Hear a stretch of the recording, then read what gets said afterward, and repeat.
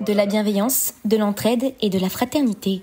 Des valeurs que ces élèves de 5e du collège Bon Accueil à Toulon ont inscrits sur cette fresque. C'est pour le bien vivre ensemble, c'est pour apprendre à vivre avec nos différents, c'est pour s'adapter au monde extérieur, pour aider les personnes en difficulté qui en ont besoin. Et du coup, ce mur est représentatif pour tout ce projet. Violence, harcèlement, j'en pense que ça ne devrait pas exister. S'il y a des gens qui voient ça, il faudrait le dire aux adultes pour que tout ça s'arrête, parce qu'il y en a déjà beaucoup qui se sont fait harceler et ça peut arriver des choses encore plus graves. C'était un projet original et je me dis que dans toutes les écoles, ils n'ont pas la chance de pouvoir faire du graphe comme ça dans leur école ou collège. Du coup, j'ai trouvé ça super, moi. Ça nous a fait découvrir un peu autre chose.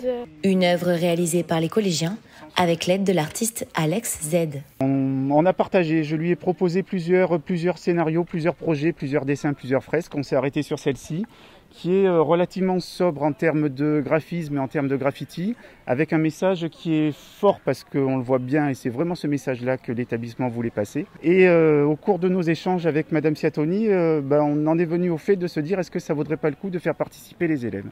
Donc cette partie, c'est celle qui leur est dédiée.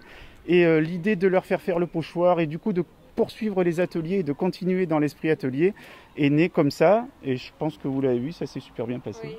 Pour cette responsable des 5e, la tolérance et le vivre ensemble sont au cœur de ce projet, des notions sur lesquelles elle travaille tout au long de l'année.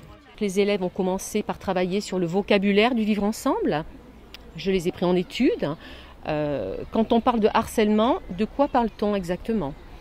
Ils ont ensuite rempli un questionnaire que j'avais élaboré avec l'équipe éducative et notre psychologue scolaire. Ensuite, on est passé à la rédaction de la charte. Pour cela, nous avons visionné des courts-métrages sur les différences, suivis de débats. Ensuite, ils ont identifié leurs droits, leurs devoirs en tant qu'élèves, en tant que personne vis-à-vis des autres. J'ai des droits, des devoirs. L'œuvre trônera fièrement sur le mur du collège pendant 2 ans, en attendant la relève.